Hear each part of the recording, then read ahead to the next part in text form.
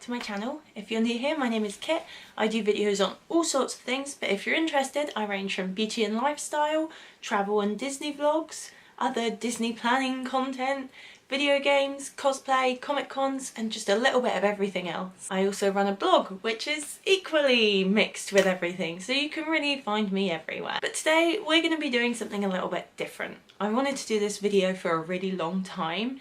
It's just taken me a while to get around to it and decide exactly what it is I do and don't want to include. Some of you will have seen my recent Geek On Tour video for Kaunas. I'm not sure if I'm saying that right, Lithuania. I did put in the comments that it seems like a completely random destination for me to choose, and really for that kind of video it makes sense for that to seem random. I did say that I had a video coming up explaining why I went there, and that's what we're going to be doing today. So as the title probably gives away, I'm going to be talking about my experience with a breast reduction today. I'm just going to start with an introduction on like the key facts about where I went, all of that, and then I'm going to go into some questions that I've been sent, answer some questions, and then if I feel like there's anything that hasn't been covered by the questions that were sent in, then I'll talk about that at the end. So let's go. I'm going to try and keep this brief, so if I forget anything, please do feel free to send me any other questions or any other information you'd like in any of my socials linked below. So on the 19th of July 2017, I had a breast reduction where I went from a cup size F to a cup size C. I travelled to Kaunas, Lithuania, and I had the operation with a company called Wellness Travels, who you can find linked below if you want any more information about them. I will put my doctor's name here because, to be perfectly honest, I can't say it without completely slaughtering it. The operation in total cost me €375 for a deposit, which translates to £319.20. The rest of the package on top of the deposit is €2,755 or £2,409.33 to be exact.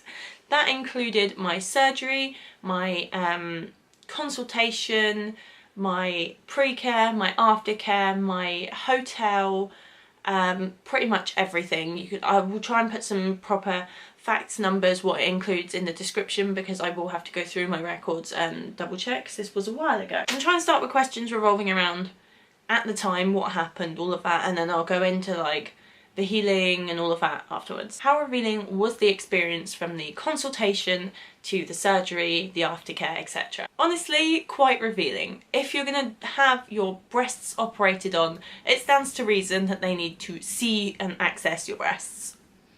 It's as simple as that. If you are British and squeamish and uncomfortable like me, this will be difficult. Just pre-warning, this will not be a fun experience for you. However, this is nowhere near as bad as it sounds. So I had to go into a consultation. I did that, I think, the morning of my surgery, because obviously going abroad kind of tightens your timescale, especially if, like me, you're already on a budget.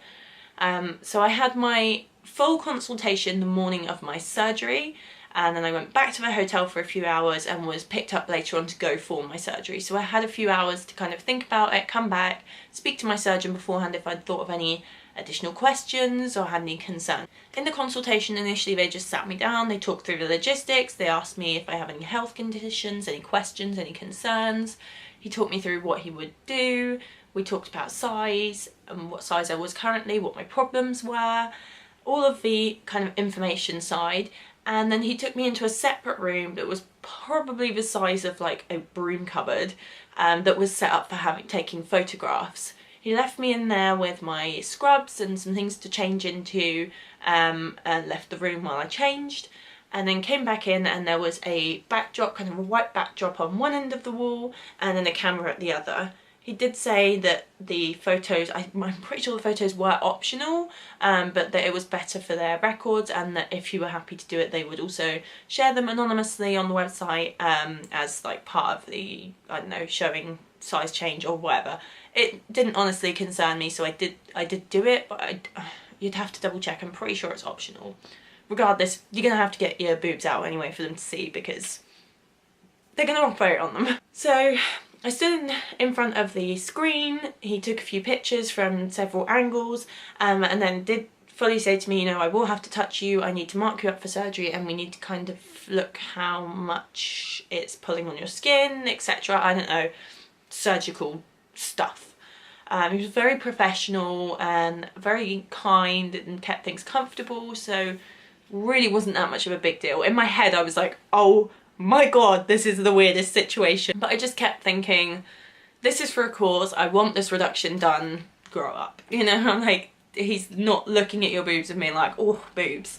He's looking at your boobs like, how am I going to cut these up? So, you know, focus on the task at hand.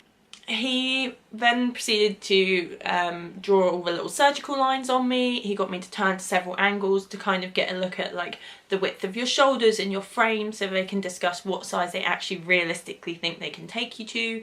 This is where you can have a bit of back and forth on whether you want something, you know, if you have a particular size in mind, but be advised they will advise you their professional opinion of what they think you should be for your size and what they can realistically do without giving you weird boobs. That's the best way I can explain it. So I really wanted to be a B cup, but he did quite honestly tell me it wouldn't work for my frame and that you have to be careful to not get to a point where your belly sticks out more than your boobs, which a little bit of a hard criticism to take, but okay. I did argue with him for a little while about wanting to be smaller, but in the end he said that they wouldn't get as good a result, whether that's to do with the amount of skin or the size you are already, I don't know. But from a surgical standpoint, it would be very difficult to get me to that size and have a positive result, not have some unevenness or problems of some sort. So we went with a C cup. Originally he was saying CD and I was like, nope, I'm not paying all this money to go down 3 cup sizes. Absolutely not. I do not want to be a D. I'm not going through all of this to be a size that I'm still uncomfortable in, so we settled on a C. We got most of the lines drawn and then he, in my head I'm like, oh my god, this is so awkward. And then he said, oh, do you mind if I go and get another surgeon, because I'm having trouble working out how we're gonna cut in certain things and I'm a bit unsure on a couple of techniques and it would help me to have someone else to discuss it with. So I was like, yeah, sure. And he left the room and I'm just standing there topless thinking, this is so weird. Now I have to have 2 men I've only just met in a closet-sized room with me topless staring at my boobs. This is one of the stranger experiences of my life. And he came back in and this guy, for anyone who watches it, the second surgeon literally looked like McSteamy from Grey's Anatomy. He was like this silver fox older guy, really attractive, and I was like, just end me here. He's like, hi, nice to meet you, and I'm like, yeah, great. And yeah, they both just start like drawing lines on my boobs and comparing like, you know, do we do this, can we cut there, and I'm just standing there like, it's not fun, not a fun experience, not terrible, but I would not be in a rush to repeat it. After that I left the room again, I put my top back on, and then I didn't have to expose myself again until I literally walked down to surgery. They took me into the surgical room where there were only females, so as like the surgical nurses were in there, there was only girls in there. I had to completely undress actually, I had to completely get naked, which was not my best moment, I'll be honest, but anyway.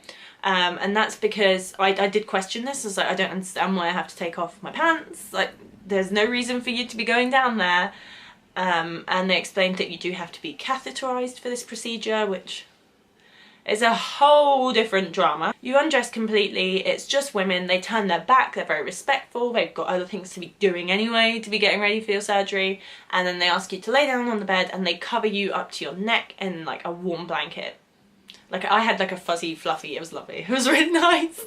And only then are the men allowed to enter the room. So my anaesthetist was a man, he was not allowed in until I was covered. So I was not naked in front of any males or really anyone, because the women weren't overly looking at me. You know, they turned their back while I changed. One woman turned around and put the blanket over me. So I wasn't like naked in front of a whole crowd of people at any point during being conscious. So, you know, there's a few slightly uncomfortable moments, but that's all I would describe them as, is uncomfortable. Even for someone like me who's very awkward and uncomfortable, I managed it, you can manage it. How did I find my doctor? I found my doctor through recommendation of family. I did get recommended a different surgeon, but he was not available. He was booked for like a really long time.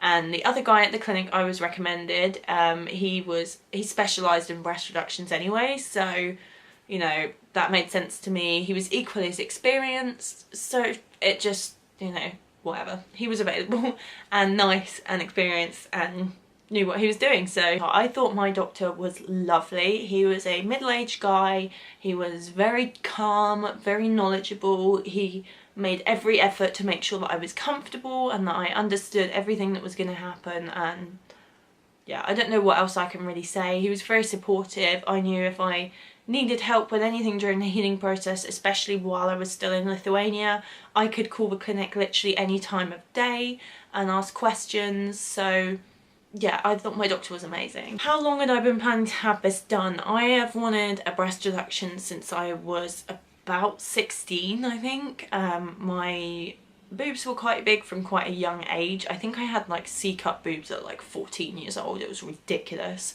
And I've always been very uncomfortable with it from a body image point of view, but it's also given me problems with my back. I've had back pain since I was 13, and although it wasn't caused by my boobs, I have to say having that additional weight on the top of my back when I already have lower back problems has been an ongoing issue.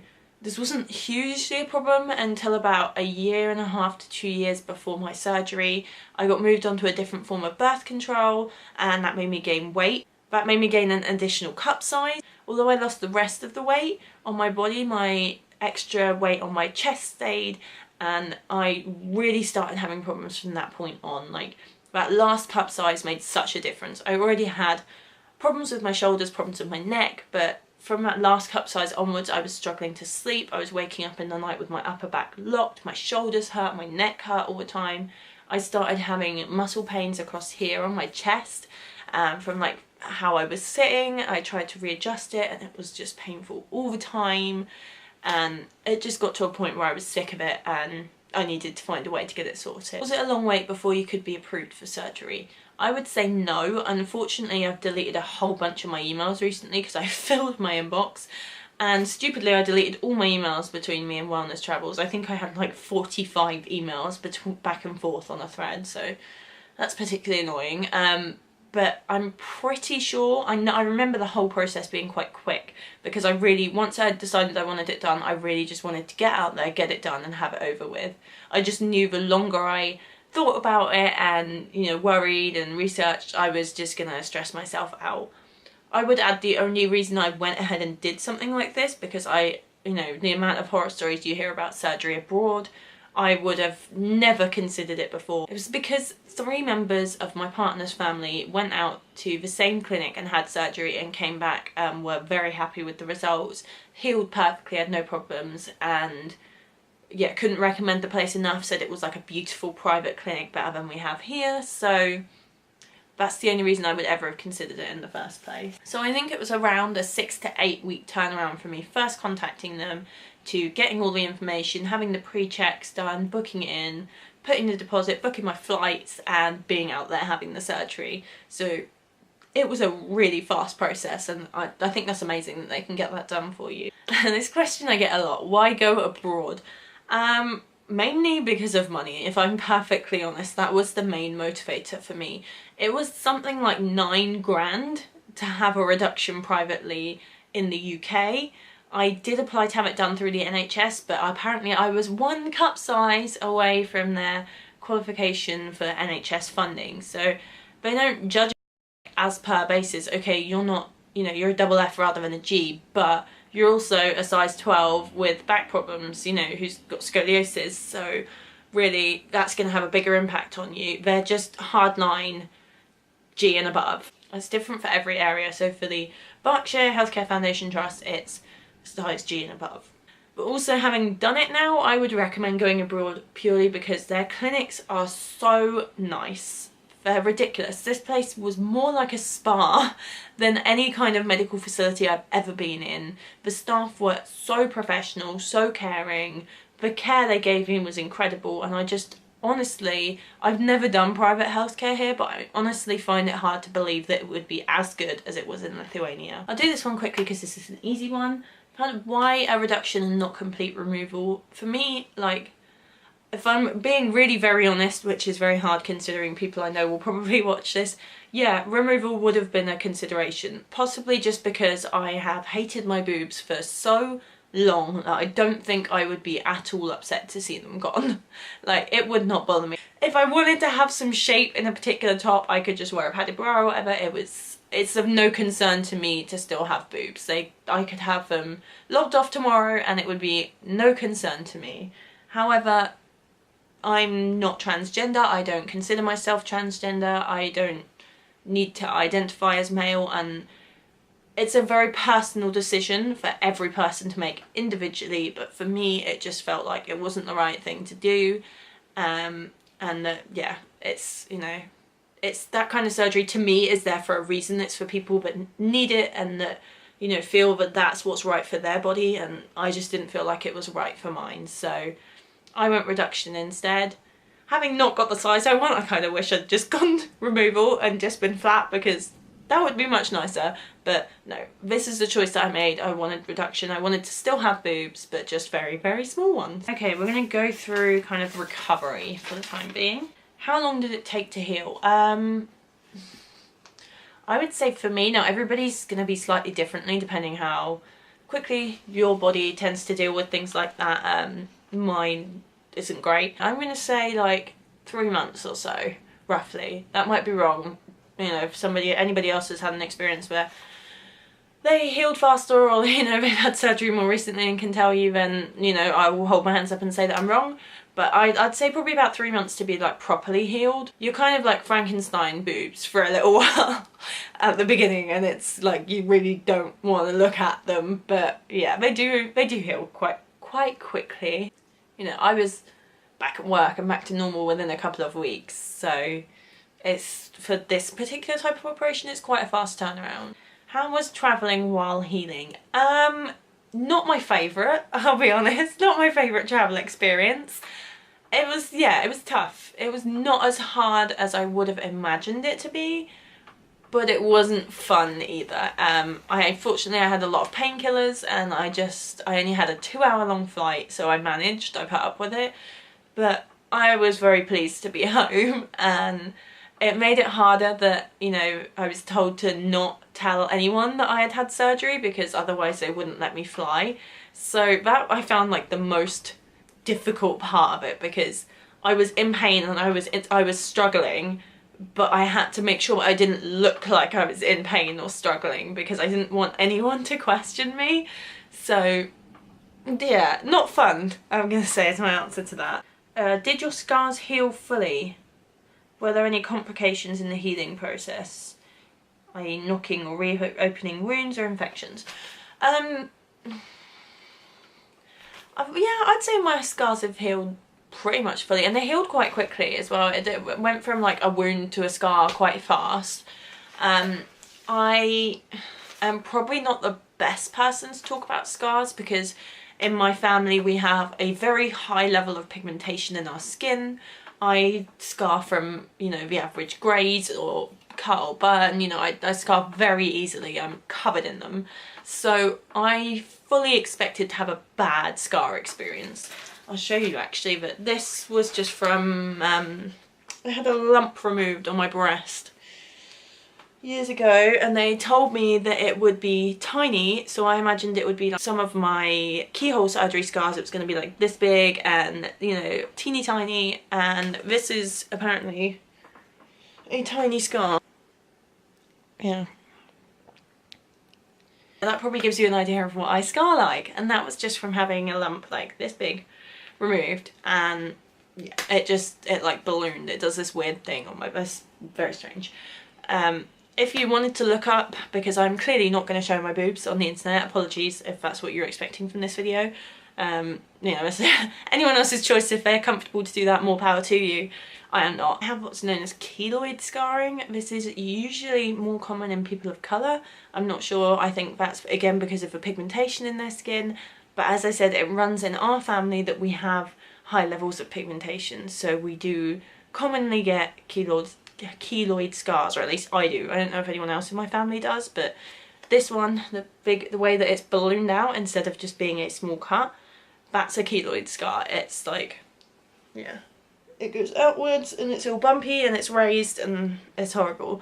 That's what's happened to some of my scarring. I think I have a very minor section about this big on right breast that has done that, but on my left, I think it's the left one that's got the problem, I've got a section like that big, a triangle underneath my nipple that is raised and bumpy and discoloured and weird. So that's a downside, and that's where on your breast they cut from, like, if you follow your underwire, that's basically where they cut. So all the way that side, underneath and up to the middle, and then they cut from the middle of that line up to your nipple and then around your nipple. So mine is where the underneath line and this line coming up to your nipple, where those two meet, that caused some problems when I was healing on both breasts, but they've scarred different amounts. So yeah, when you, TMI if you're a squeamish person, but if you're wanting to genuinely know about the scars, when you're healing, the point where those two, so here, where these two lines cross, you will get scabs across all of the lines anyway, but I had massive amounts of scabs in like a triangle between where those two wounds, lines, whatever you want to call them, meet.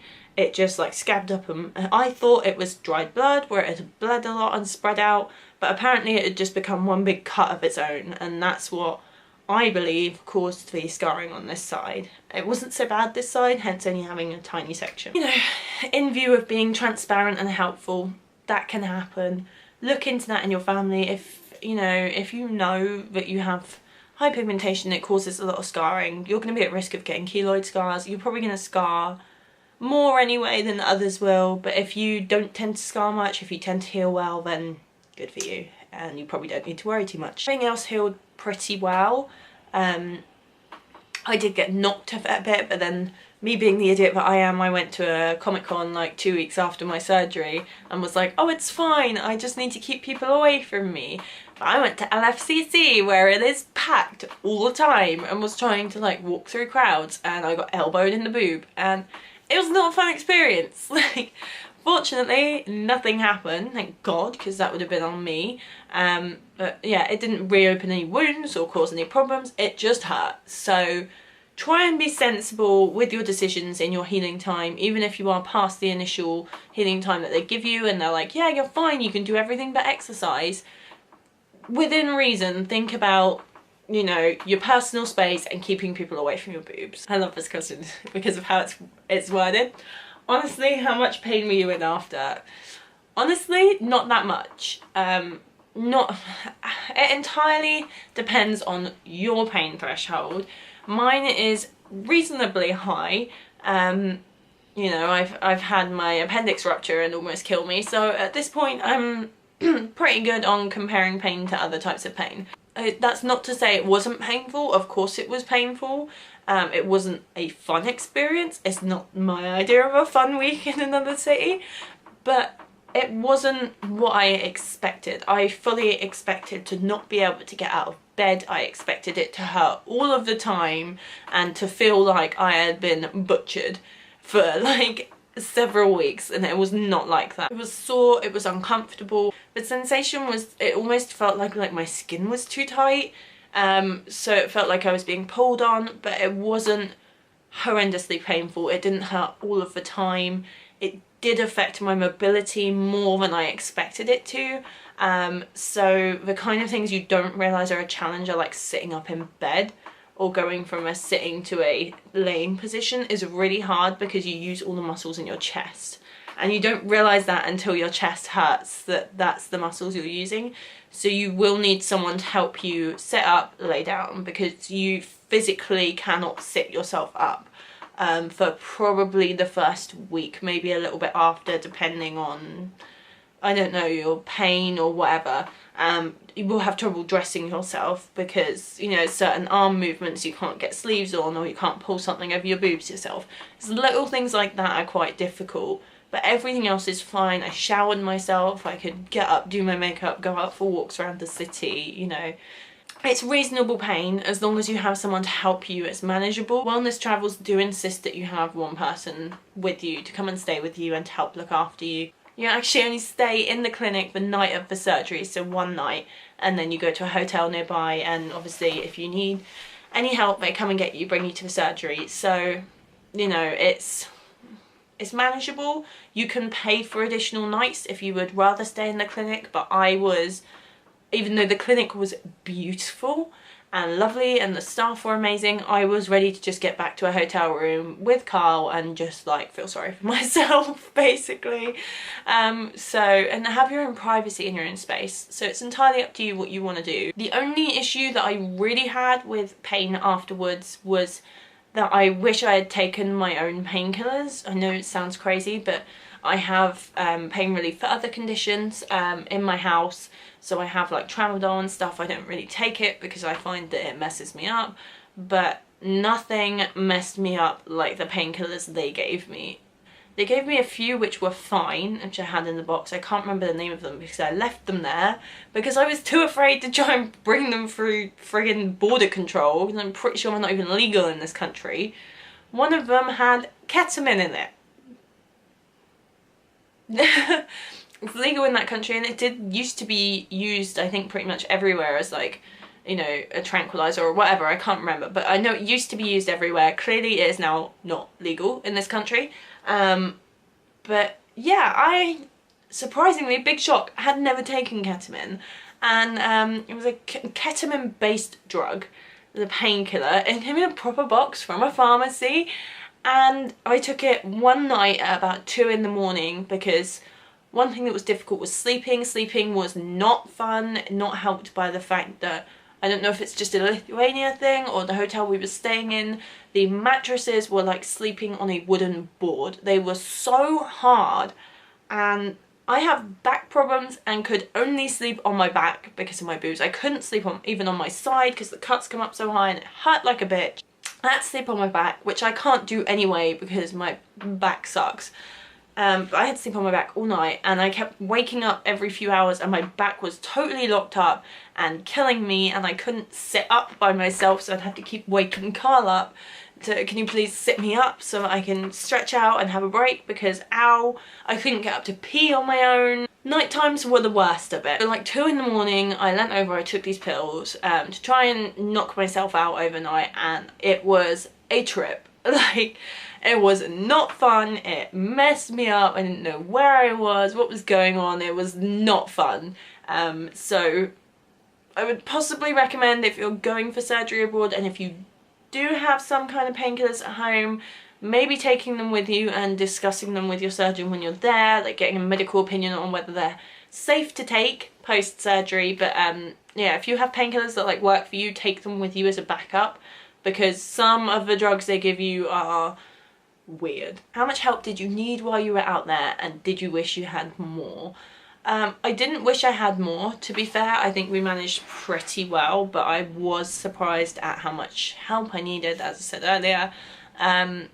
I was incredibly thankful to have Carl there because it was not an easy situation, and yeah, I'm really thankful that he was so patient with me, and it can't have been easy for him either to see me going through all of that and to need so much help. So, you know, again, I stress it is so important to have somebody with you and to have the right person that is gonna have some patience, that is gonna be able to deal with you waking them up 5 times a night to pee because you had a catheter in and now your bladder thinks that it can just pee every 5 minutes and you can't.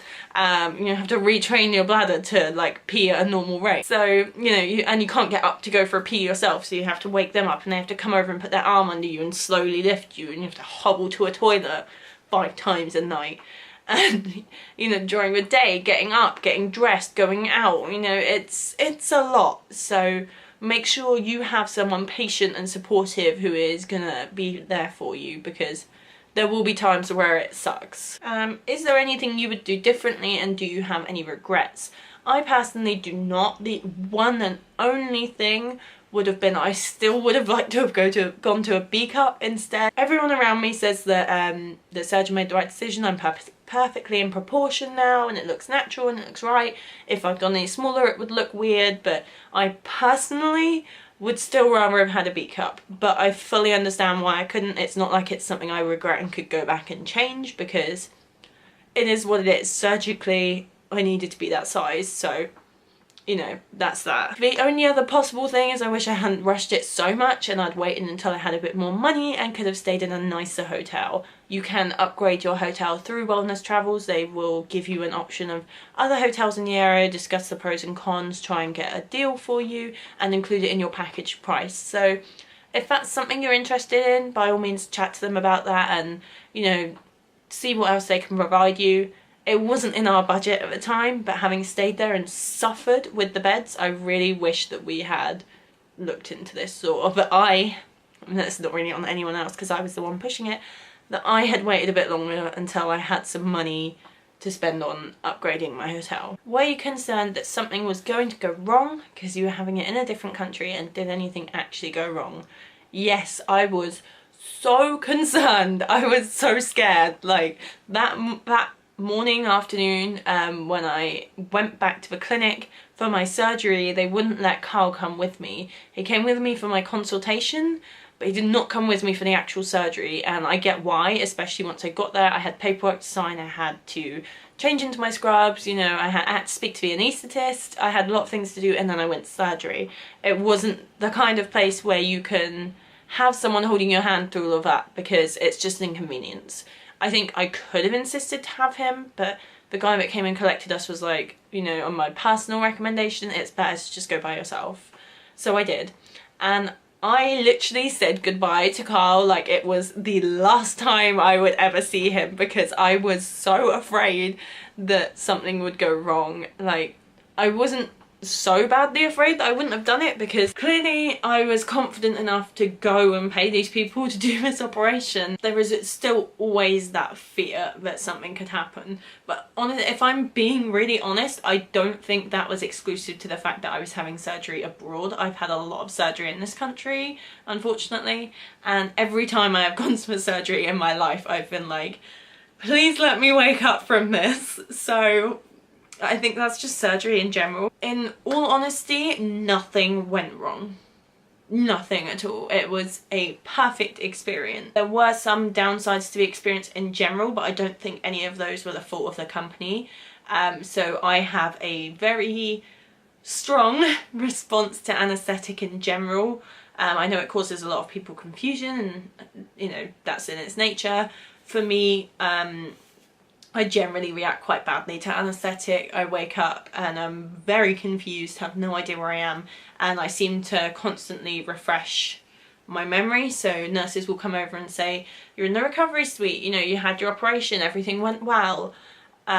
And I'll be like, okay, has Carl, has my mum been notified that I'm okay? And they're like, yeah, you're good. And I'm like, cool. And I'll fall asleep for like 2 minutes and wake up and do the whole thing again. And I'll do that like 5 times in the recovery suite. So I'm a pain in the ass. When I came to on this one, I literally had no idea what was going on, because they didn't actually do the countdown. I don't know if you've ever had anaesthetic, but in this country, when they give you anaesthetic, they ask you to count down from 10. You usually don't make it very far. I don't usually make it past 8. I'm gone like that. But they didn't do that in this country. They were just talking to me and then I was asleep and then I woke up. So I was like, did I have the surgery? What happened? Where am I? Why am I suddenly back in this room where I was filling in my paperwork? Like, what's going on? And I tried to sit up and my entire top half, I think down to like my belly button from like here, was bandaged in like this thick level padding and stuff, and I was like, what the hell happened to me? Somebody came in, noticed I was awake, went and got my surgeon. He came in and he was telling me how it went and telling me stuff about it, and I do not remember because I was off my face on anaesthetic. I think I was literally watching him with like this much of one eye and trying to absorb the information. So when Carl turned up later, we asked if he could come back and repeat it, and I still don't remember anything, but I think at least Carl got to ask questions. Do you think the care they gave you was as good as you would have received in this country?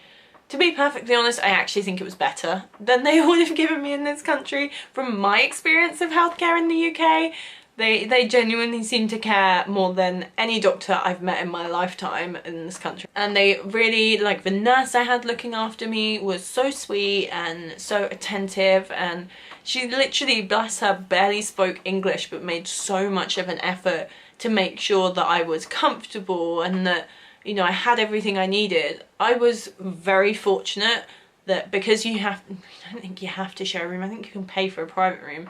I didn't even cross my mind. I had a shared room on the day of my surgery, and I was incredibly fortunate that the lovely young lady I had in the room with me was a language professor, which, what the hell are the chances of that, who spoke fluent English and was so nice.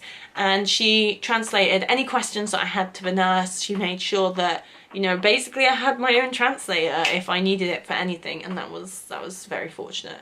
But I think even if you're not lucky enough to be in that very strange situation, they make so much effort to communicate with you, to make sure you have what you need, to bring someone that can answer your questions if they can't understand what you're asking them. So, you know, I never felt uncomfortable, and I certainly never felt like they didn't care. Were daily activities made awkward for months after the surgery?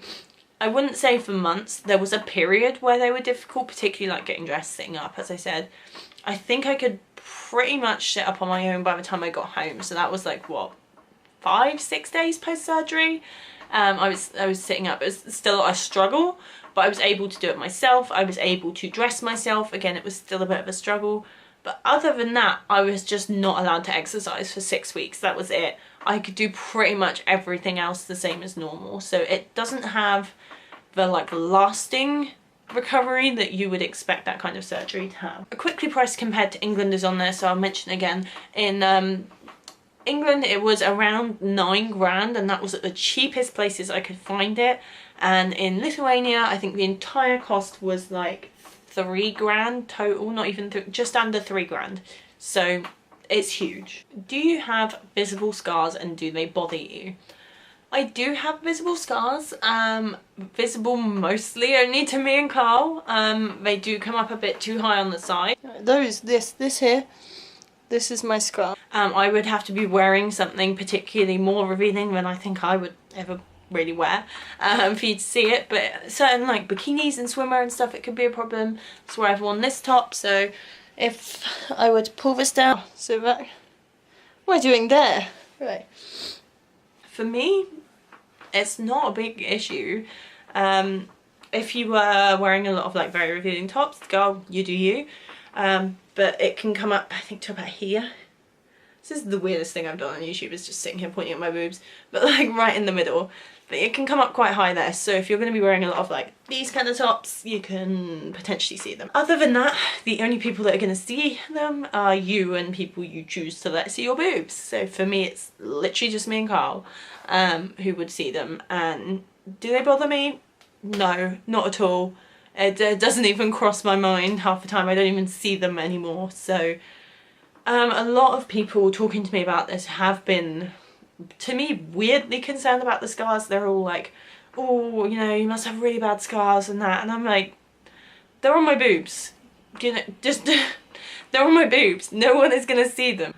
I still have the huge benefit that I originally wanted, and why I went ahead with the surgery, that my boobs look 10 million times better in clothes than they did before. So really, nobody knows the difference. Everyone who sees me sees them in clothes, or at worst in swimwear, and they look better. So nobody sees the scars. It's down to you and your body, and for me, there are way worse things to have on my body than scars. If I was concerned about them, I would lose my mind, because I have so many. Oh, would I recommend going abroad and doing something like this over the UK?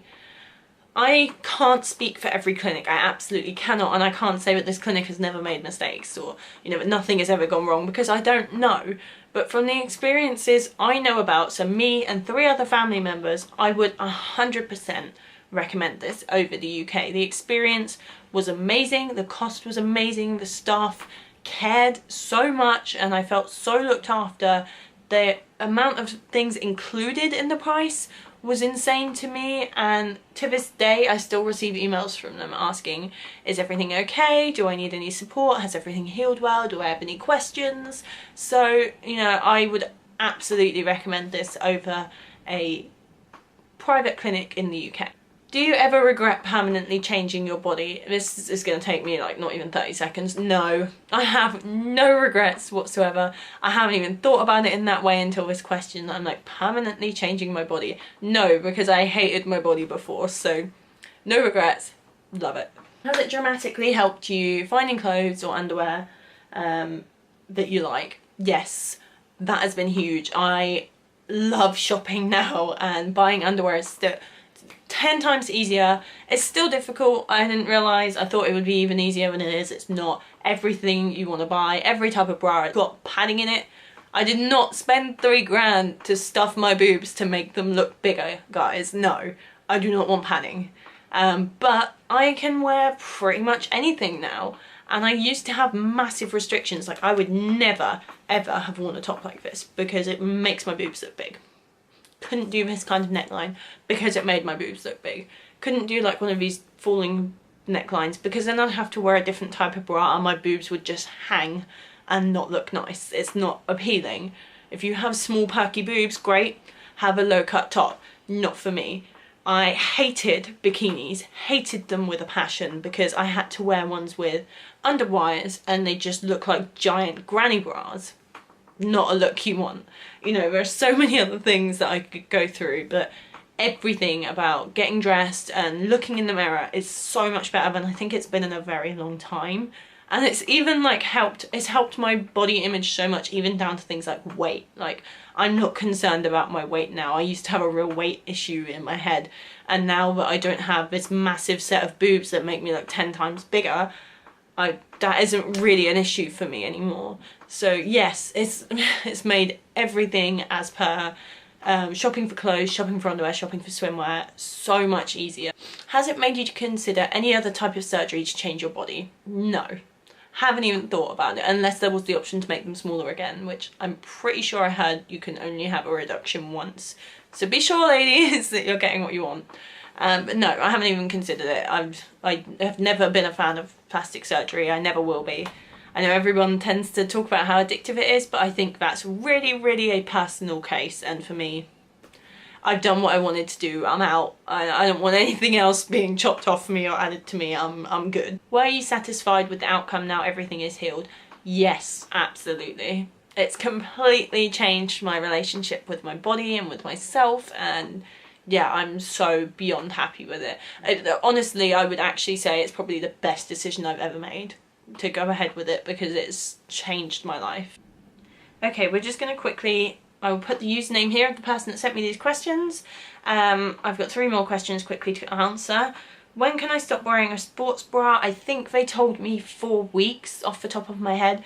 They give you this beautiful, stunning medical bra in like nude that comes up to like here. It's like as high as this, and it has like 6 sets of clips with like 3 clips across all the way down. It looks like the straight jacket of bras, and it is uncomfortable and it squishes you and you can't move properly in it, but wear it because it helps so much. You have to take it off to wash it, and I tell you, when I took it off to wash it, my boobs hurt so much.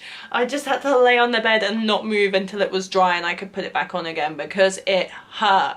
Because this thing just holds and supports you and stops them moving or pulling against the stitches or anything that you don't want to happen. When you first look at it, you're going to be like, oh my lord, that is a straitjacket for boobs.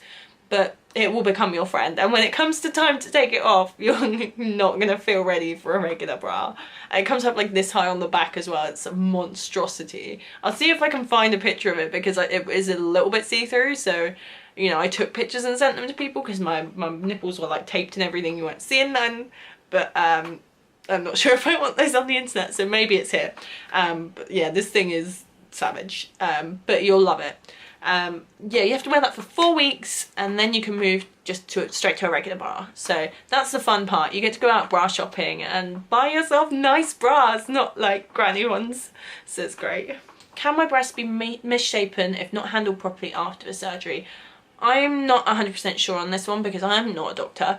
I know they can be misshapen at the time of the surgery if it's not done well, or I'm not sure not done well might not be a fair analysis. Sometimes you can just end up with one boob bigger than the other or something like that. It's very hard to get a part of your body perfectly symmetrical to another one. So that is a risk. I am fortunate that I haven't noticed that that's happened to mine, nor has anyone else that's seen them. But yeah, it can happen. I'm not sure if it can happen after. You'd have to do some research on the internet. I'm afraid that's not something I know. But I would recommend following all of the aftercare advice that they give you and investing time into making sure it heals as well as possible. And if you're concerned about scarring, that includes using, you know, bio oil, cocoa butter, whatever your believed thing is about, your trusted thing is about taking care of scars and putting that time and work in yourself. Do I have to worry about my boobs getting bigger due to weight gain or sagging due to weight loss? Can't talk about the weight loss because I haven't lost any weight because I am a little piggy. But for weight gain, yes, they can get bigger. I'm pretty sure mine have recently. Not 100% because I haven't been measured. Pretty sure mine have. So you do need to be a little bit responsible with your weight if you really want to maintain that shape from the beginning. Okay, that's all the questions, and I'm pretty sure I covered everything. If I haven't, I'll do a top-up video at some point. But yeah, I'm pretty sure that's everything. Thank you for joining me. I hope I've managed to cover everything you'd want to know. I apologise this has ended up being an epically long video when my initial goal was to keep it under 10 minutes. Clearly not going to happen. As I said at the beginning of the video, if I have any more questions I can answer, you can find all of my socials linked below. Please do send me a message and I would be happy to talk to you about it. And yeah, thank you for joining me and I'll see you again next time, guys. Bye.